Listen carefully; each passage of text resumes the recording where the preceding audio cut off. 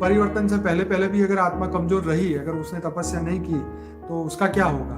ये भी तो बहुत बड़ा क्वेश्चन है। देखो, अगर 108 वाली आत्मा है और उसने अपनी ड्यूटी नहीं की, स्वपरिवर्तन, केवल स्वपरिवर्तन करना है ना, आत्मस्वरूप में थी तो अगर परम शांति का एक वाइब्रेशन डालेगा ना, तो अनंत अनंत बन जाएंगे। केवल मल्टीवर्स में नहीं, वो उसके पास बेहद की कला का पावर है। बेहद की आत्माओं के पास बेहद की कला का पावर है। ये तो मल्टीवर्स तो 10 कला में पावर से ही बदल जाए।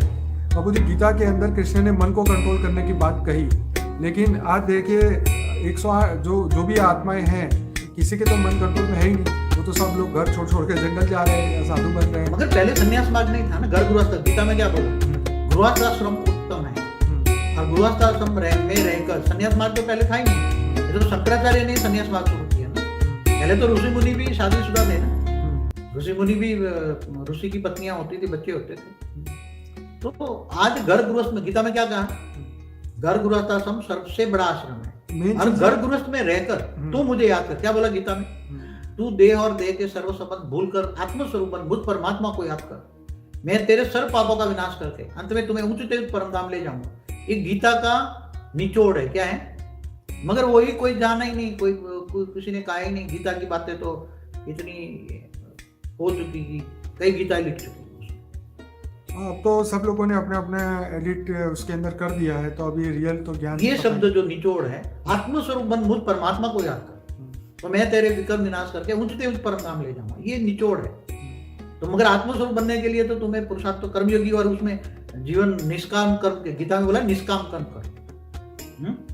जैसे कर्म में फंस जाओगे, अच्छे भी कर्म करोगे या बुरे भी कर्म करोगे तो भी फंस जाओगे। यहाँ 108 की लालच वाले निष्काम कर्म करें, मेरी ड्यूटी है समझ के करें। क्या करें? निष्काम कर्म।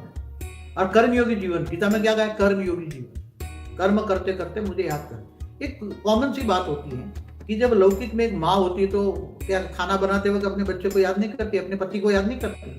तो जिनसे तुम्हें प्यार है, तुम्हें बेहद की प्राप्ति होनी है, तो उनसे तुम्हें बेहद का प्यार होगा तो बेहद की प्राप्ति होगी ना। तो बेहद पे प्यार होगा तो ऑटोमेटिक याद रहेगा। बेहद का लक्ष्य होगा, उनका जैसे लक्ष्य होगा वैसे लक्षण आ जाएंगे। अगर लक्ष्य बेहद का है तो ऑटोमेटिक बेहद का ज्ञान, बेहद का वैराग आएगा। अब बेहद का वैराग नहीं है तो फिर तुम बुद्धि देह और देह के संबंधों में फंसी रहेगी तो क्या मिलेगा? अपनी ड्यूटी नहीं करोगे तो फिर क्या होगा?